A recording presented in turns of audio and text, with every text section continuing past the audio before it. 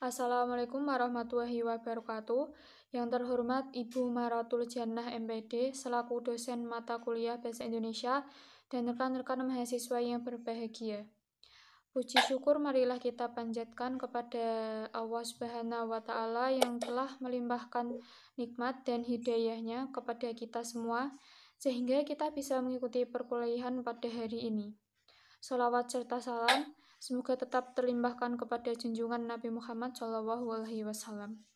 Sebelumnya, perkenalkan saya Mafifatun Nurul Naimah dengan NIM akhir 095 sebagai moderator dan anggota dari kelompok 9, yaitu yang pertama, Diah Asti Handini dengan NIM akhir 093, yang kedua, Aprilia Widya Astuti dengan NIM akhir 094.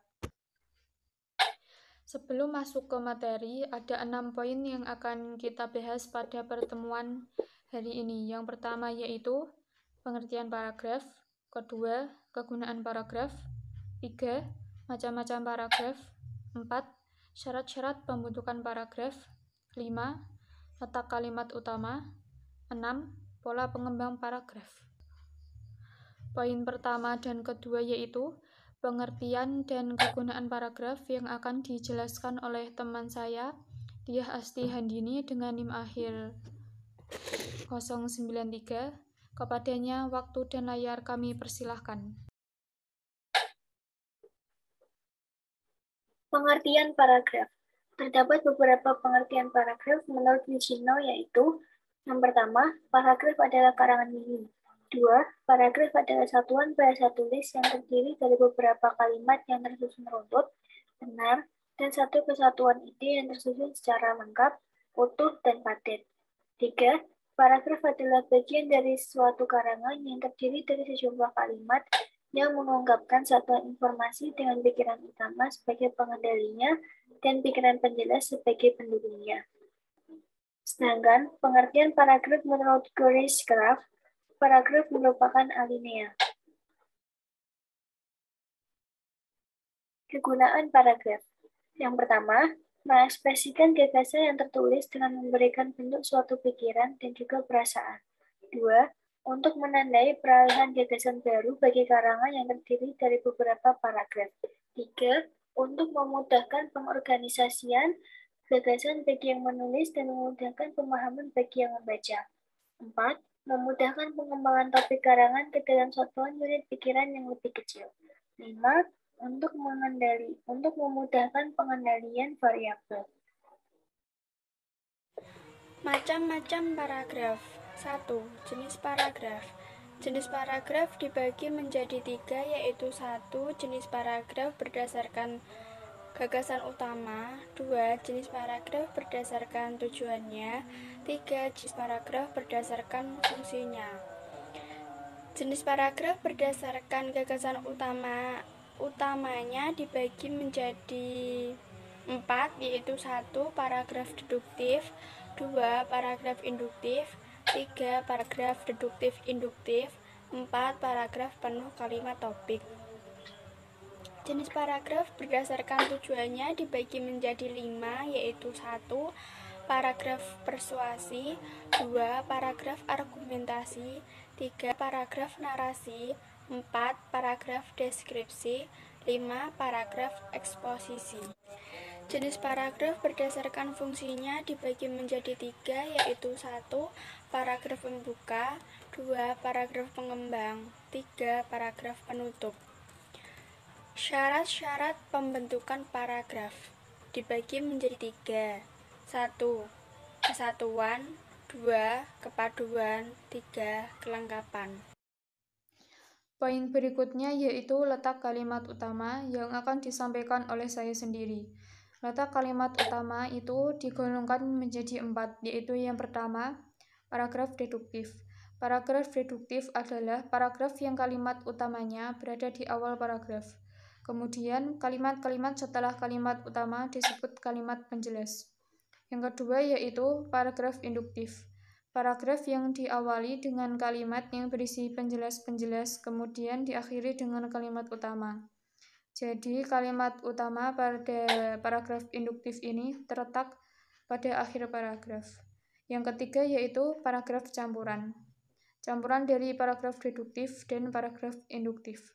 Paragraf campuran atau deduktif-induktif ini adalah sebuah paragraf yang mempunyai kalimat pokok pada awal dan akhir paragraf. Di antara kedua kalimat pokok di awal dan di akhir paragraf campuran, terdapat kalimat-kalimat penjelas yang akan membentuk sebuah paragraf yang terdiri 3 bagian yang bersifat umum, khusus, dan umum. Poin penting dalam penulisannya adalah seorang penulis harus dapat memberikan batas pembeda yang jelas pada 3 bagian, yaitu pada awal paragraf, tengah paragraf, dan akhir paragraf. Yang keempat yaitu paragraf interaktif. Paragraf yang letak kalimat utamanya berada di tengah paragraf. Jadi kalimat utama dalam paragraf interaktif ini diapit oleh kalimat penjelasnya. Kalimat utama dalam paragraf interaktif berfungsi sebagai transisi antara kalimat-kalimat yang dinyatakan sebelum dan sesudah kalimat utama. Selanjutnya yaitu pola pengembang paragraf. Terdapat beberapa pola pengembang paragraf, di antaranya yaitu sebagai berikut. Yang pertama, pola pengembang paragraf pertentangan, yaitu paragraf yang dikembangkan dengan pertentangan, biasanya menggunakan ungkapan seperti beda dari, bertentangan dari, sedangkan, lain halnya dengan, akan tetapi, dan bertolak belakang dari. Kedua yaitu pola pengembang paragraf alamiah, didasarkan pada urutan ruang waktu atau kronologis. Urutan waktu adalah urutan yang menggambarkan terjadinya peristiwa, perbuatan, atau tindakan. Yang ketiga yaitu pola pengembang paragraf analogi.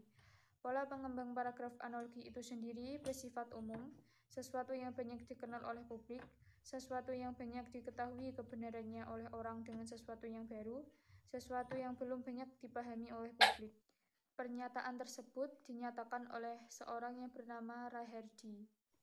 Yang keempat yaitu pola pengembang paragraf klasifikasi. Paragraf berperan untuk mengelompokkan hal-hal yang memiliki persamaan dan diperinci lebih lanjut ke dalam kelompok-kelompok yang lebih kecil lagi. Yang kelima yaitu pola pengembang paragraf sebab akibat, menerangkan suatu kejadian baik dari segi penyebab maupun dari segi akibat. Ungkapan yang biasanya digunakan yaitu padahal, akibatnya, oleh karena itu, dan karena. Yang keenam yaitu pola pengembang paragraf klimaks dan antiklimaks. Pola klimaks yaitu gagasan utama diperinci dengan gagasan pengembang kepada gagasan yang rendah hingga ke gagasan yang paling tinggi. Jadi pola klimaks ini dimulai dari gagasan yang paling rendah, kemudian naik ke gagasan yang paling tinggi. Kemudian pola antiklimaks yaitu mulai dari gagasan yang dianggap paling tinggi kedudukannya perlahan turun pada gagasan yang lebih rendah. Yang ketujuh yaitu pola pengembang paragraf komparatif dan kontrasif. Komparatif yaitu mengembangkan paragraf dengan cara membandingkan kesamaannya, bisa dengan cirinya, karakternya, tujuannya, bentuknya, dan seterusnya. Kontrasif yaitu perbandingan yang dilakukan dengan cara mencermati dimensi perbedaannya. Demikianlah presentasi dari kami. Sebelumnya kami mohon maaf apabila dalam penyampaian materi kami mungkin ada salah kata atau perilaku yang kurang berkenan. Semoga apa yang kami sampaikan dapat bermanfaat. Akhirul kalam, wassalamualaikum warahmatullahi wabarakatuh.